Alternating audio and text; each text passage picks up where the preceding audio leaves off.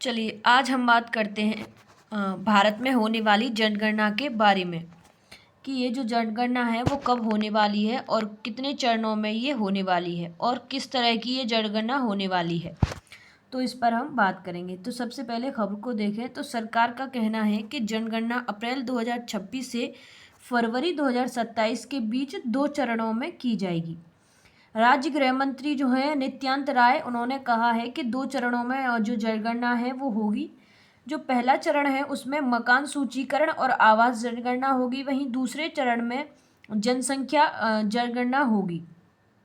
कब होगी, कैसे होगी, किस तरह होगी, तो इस पर हम बात करते हैं।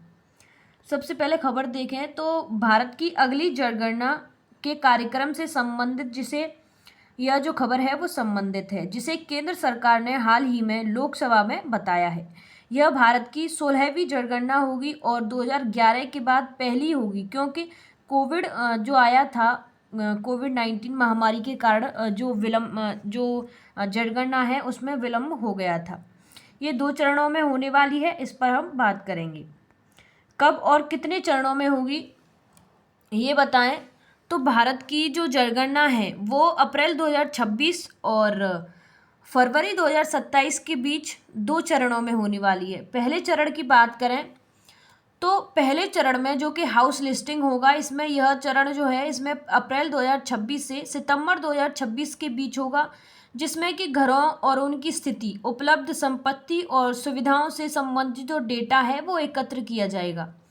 दूसरे चरण की बात करें तो दूसरे चरण में जनसंख्या गणना होगी। यह चरण फरवरी 2027 में होगा, जिसमें व्यक्तियों के जनसांख्यिकीय, सामाजिक, आर्थिक, सांस्कृतिक और वहीं व्यक्तिगत विवरण जैसे कि नाम, उम्र, शिक्षा, व्यवसाय, धर्म और जाति एकत्र किए जाएंगे। अब बात करें, ये जनगणना है जो है वो डिजिटल जनगणना होने वाली है। कैसे होने वाली है उस पर बात करें तो यह भारत की 16वीं जनगणना है, जो कि एक बहुत ही महत्वपूर्ण जो है वो बताई जा रही है। ये डिजिटल जनगणना है, जैसे कि इसका अर्थ है कि एक बार जनगणना की प्रक्रिया में आधुनिक तकनीक का व्यापक उपयोग है वो किया जाएगा, जो पिछली पारंपरिक कागजी प्रक्रिया से कुछ अलग होगा। इससे जुड़ी जो मुख्य बिंदु हैं उनकी बात करें तो डेटा संग्रह ऐप, जनगणना कर्मी घर घर जाकर जानकारी इकट्ठा करने के लिए मोबाइल एप्लीकेशन का उपयोग करेंगे, जिससे डेटा सीधे डिजिटल रूप में दर्ज होगा। स्वयं गणना की बात करें, सेल्फ इन्यूमरेशन की बात करें तो नागरिक को यह विकल्प दिया जाएगा कि वे चाहें तो अपनी जानकारी स्वयं ऑनलाइन पोर्टल के माध्यम से भी भर सकेंगे। स्वयं जो है वो अपनी जानकारी भर सकेंगे। तेज और सटीक की जो बात करें तो डिजिटल माध्यम से डेटा संग्रह और प्रसंस्करण यानी कि प्रोसेसिंग बहुत तेज हो जाएगा और मानवीय त्रुटियां, मैनुअल एरर की जो संभावना है वो कम हो जाएगी। कागज रहित अगर प्रक्रिया की बात करें तो इससे भारी मात्रा में कागजी कार्रवाई और छपाई की लागत बचेगी। यह जो डिजिटल जनगणना का जो कदम है वो जनगणना की प्रक्रिया को 21वीं सदी के अनुरूप आधुनिक और कुशल बनाने के लिए उठाया जा रहा है। ये जो जनगणना है वो जाति आधारित जनगणना होने वाली है। जैसे कि ये खबर है कि सबसे महत्वपूर्ण और जो बहस का बिंदु ये बना हुआ है कि इस आगामी जनगणना में जाति आधारित जो डेटा है वो एकत्र किया जाएगा, यानी कि कास्ट बेस्ड जो डाटा है वो एकत्र किया जाएगा। इससे जुड़े बिंदुओं की बात करें तो अखिल भारतीय स्तर पर यह पूरे भारत के स्तर पर होने वाली एक व्यापक जातिगत जनगणना होगी।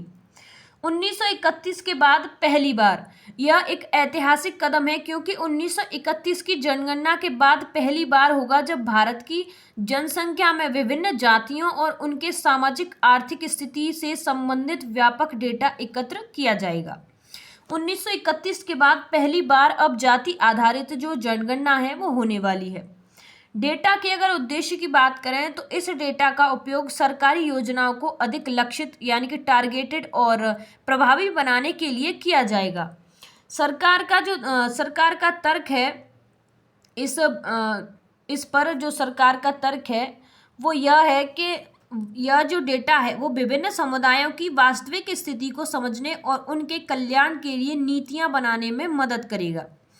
राजनीतिक अगर मांग की बात करें तो पिछले कई वर्षों से कई क्षेत्रीय दलों और सामाजिक संगठनों द्वारा केंद्र सरकार से जाति आधारित जनगणना कराने की लगातार मांग जो है वो की जा रही थी। इस डेटा के परिणाम स्वरूप देश में आरक्षण नीति और कल्याणकारी पहलों पर महत्वपूर्ण बहस और परिवर्तन देखने को भी मिल सकते हैं। अब बात करें जो सबसे पहले किन राज्यों में और किन केंद्र शासित प्रदेशों में जो जनगणना है वो होने वाली है।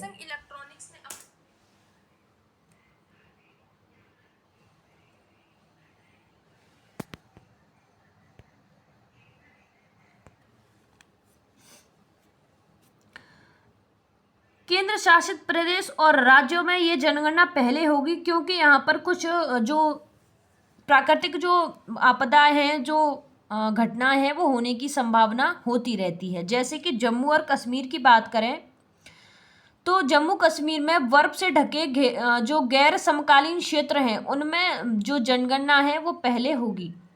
गणना जो जनगणना है उसके मुख्य संदर्भ की अगर तिथि की बात करें, रेफरेंस डेट की, तो 1 मार्च 2027 जो है वो निर्धारित की गई है। लेकिन कुछ विशेष भौगोलिक क्षेत्रों में जैसे कि मौसम की चुनौतियों के कारण जनगणना की प्रक्रिया 1 अक्टूबर 2026 से शुरू की जाएगी। लद्दाख की बात करें तो लद्दाख जो है वहाँ पे बर्फ की जो संभावना काफ़ी रहती है, इसी वजह से यहाँ पे भी पहले होगी। हिमाचल प्रदेश और उत्तराखंड ये चारों जगह जो जनगणना है वो पहले ही शुरू होगी। इन क्षेत्रों में ठंड और बर्फबारी के कारण साल के कुछ महीनों में पहुंचना मुश्किल होता है, इसलिए यहाँ जनगणना जो है वो उसका जो कार्य है वो बाकी देश की तुलना में पहले शुरू किया जाएगा। अक्टूबर 2019 में मास्टर ट्रेनरों को प्रशिक्षित किया गया था। जनगणना के लिए 2019 में मास्टर जो ट्रेनर थे उनको प्रशिक्षित किया गया था, परंतु जो कोविड-19 था उसके कारण ये जो जनगणना है वो नहीं हो पाई थी। इनके जो मास्टर जो ट्रेनर हैं इनको अगर नियुक्त करने की प्रशिक्षण देने की बात करें कि इनको जो प्रशिक्षण है वो क्यों दिया गया था, तो 2021 की मूल जनगणना का हिस्सा थी, इसलिए इन्हें जो प्रशिक्षण है वो दिया गया था। ये जो ट्रेनरों को प्रशिक्षित करने के लिए ये दर्शाता है कि भारत सरकार ने 2019 में होने वाली जनगणना की तैयारी बहुत पहले ही शुरू कर दी थी।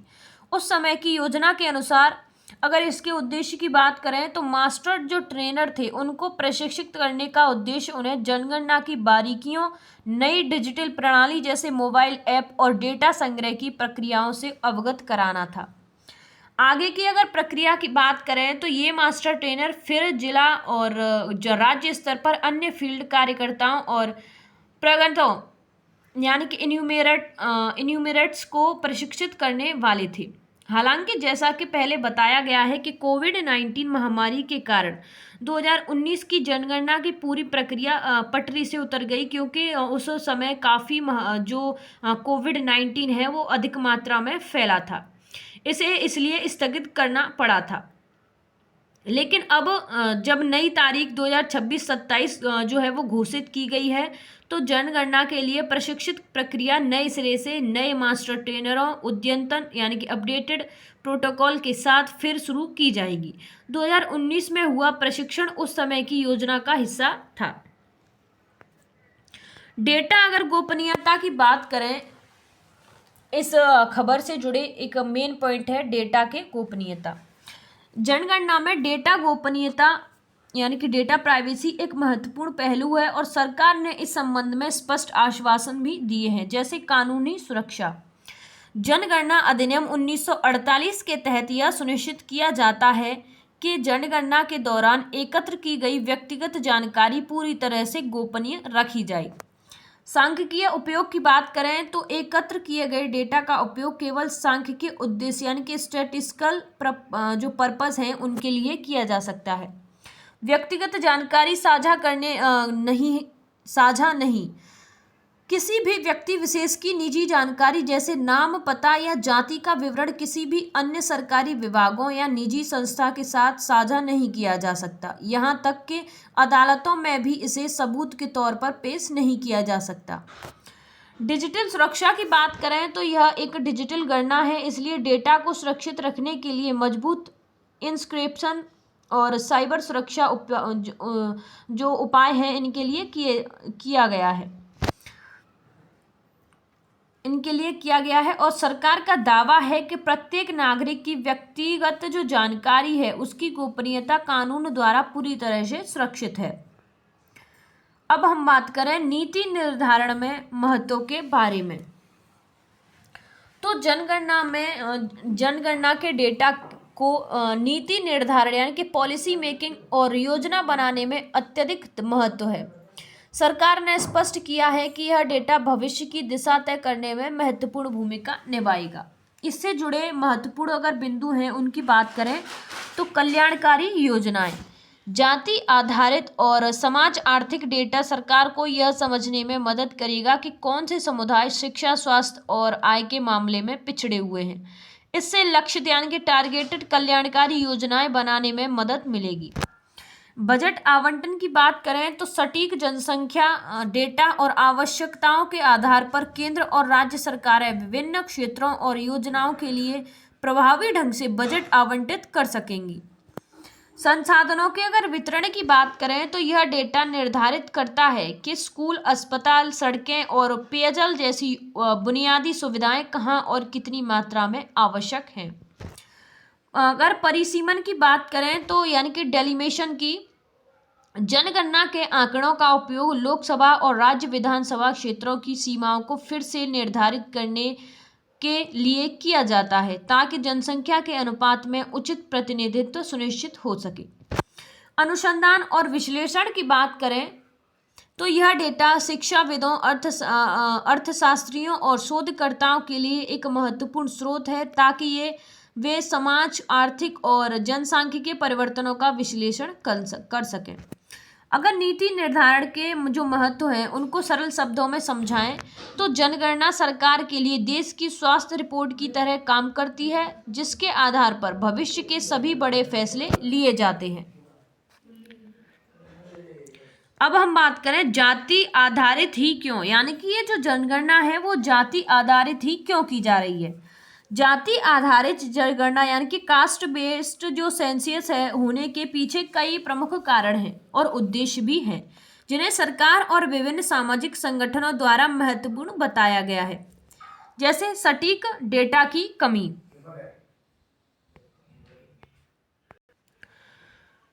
1931 से भारत में अखिल भारतीय स्तर पर कोई व्यापक जाति जनगणना नहीं हुई है। वर्तमान अनुमान और नीतियां पुराने या अपर्याप्त डेटा पर आधारित हैं। नया डेटा विभिन्न जातियों की वास्तविक संख्या और स्थिति स्पष्ट करेगा। कल्याणकारी योजनाओं का अगर बेहतर क्रियान्वयन की बात करें तो सरकार का मुख्य तर्क यह है कि सटीक जातिगत डेटा होने से यह पता चलेगा कि कौन से समुदाय सामाजिक, आर्थिक और शैक्षणिक रूप से सबसे अधिक वंचित है। इससे सरकारी योजनाएं जैसे कि आरक्षण, छात्रवृत्ति और अन्य विकास कार्यक्रमों को सही लाभान्वित जो है वो लाभार्थियों को पहुंचाना आसान होगा।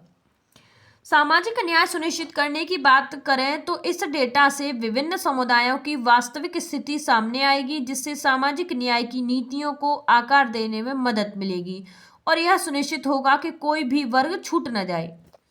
राजनीतिक दबाव और मांग की बात करें तो पिछले कई वर्षों से बिहार जैसे कुछ राज्यों और कई क्षेत्र और राष्ट्रीय दलों द्वारा केंद्र सरकार पर जातिगत जनगणना कराने का भारी जो राजनीतिक दबाव है वो बना हुआ है। बिहार ने तो हाल ही में अपना खुद का जाति सर्वेक्षण भी कराया है। अगर इसके जातिगत जनगणना ही क्यों, अगर इसके संक्षिप्त में बताऊं तो इसका मुख्य उद्देश्य नीति निर्धारण को डेटा आधारित बनाना, असमानताओं की पहचान कराना और वंचित समूहों के उत्थान के लिए लक्षित नीतियां बनाना है। अब बात करें ये अब तक विलंब जो है वो विलंब क्यों था, यानी कि जो जनगणना है उसमें अब तक विलंब क्यों था। अब तक ये जनगणना है वो क्यों नहीं की गई है। तो भारत की 2021 की जनगणना में अब तक हुए विलंब का मुख्य और एकमात्र कारण कोविड-19 महामारी है। इस विलंब के पीछे मुख्य बिंदु जैसे कि सार्वजनिक स्वास्थ्य प्राथमिकता। 2020 की शुरुआत में महामारी फैलने के कारण भारत सरकार की सर्वोच्च प्राथमिकता सार्वजनिक स्वास्थ्य आपातकाल से निपटने और लॉकडाउन लागू करना था। ग्राउंड ऑपरेशन में बाधा की बात करें तो जनगणना एक विशाल प्रक्रिया है जिसमें लाखों सरकारी कर्मचारी जैसे कि शिक्षक, सरकारी बाबू और घर घर जाकर डेटा एकत्र करते हैं। महामारी के दौरान इतनी बड़ी मानव शक्ति को जुटाना और शारीरिक दूरी बनाए रखना असंभव था। प्रशासनिक अगर सेवाओं की बात करें तो महामारी के दौरान सभी प्रशासनिक मशीनरी जैसे कि जिला अधिकारी, स्वास्थ्य विभाग राहत कार्यों और कोविड प्रबंधन में व्यस्त थी, जिससे जनगणना की तैयारी और प्रशिक्षण गतिविधियों के लिए समय या संसाधन नहीं थे। इन व्यावहारिक और सुरक्षा कारणों से सरकार ने 2021 में शुरू होने वाली जनगणना को स्थगित कर दिया था, जिसे अब 2026 से 27 में पूरा करने की योजना बनाई गई है। धन्यवाद।